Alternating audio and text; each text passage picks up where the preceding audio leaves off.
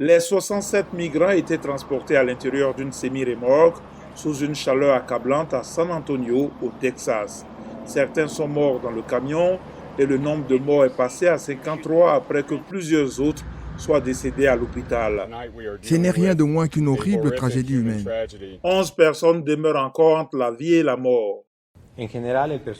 En général, le personnel médical des hôpitaux, j'insiste, en général, a indiqué que les blessés sont dans un état critique, avec des défaillances neurologiques, rénales et hépatiques et des hémorragies internes.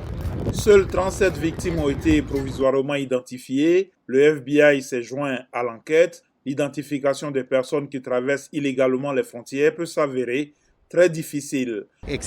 Parce que souvent ils viennent avec de faux documents et nous devons enquêter sur ces informations avec des empreintes digitales et des tests ADN pour garantir leur identité.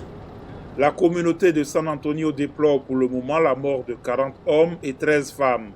De nombreux résidents ont déposé des fleurs sur un autel de fortune et ont prié pour les victimes.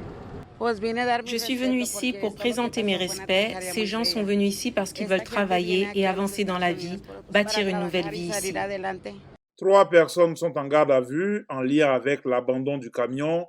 Les autorités ont déclaré que le conducteur présumé était sous l'emprise de la méthamphétamine. Il s'est fait prendre non loin de la scène du drame alors qu'il tentait de se faire passer pour un migrant. Le gouverneur du Texas, Greg Abbott, juge le président Joe Biden et ses politiques responsables de cette tragédie. Beaucoup de ces décès auraient pu être évités si Joe Biden finançait pleinement les opérations de patrouille à la frontière et mettait en œuvre les dispositions dont la police des frontières a besoin pour faire son vrai travail. La Maison-Blanche a fait savoir qu'une récente mission des forces de sécurité a permis de procéder à plus de 24 000 arrestations liées à la traite des êtres humains au cours des 3 derniers mois.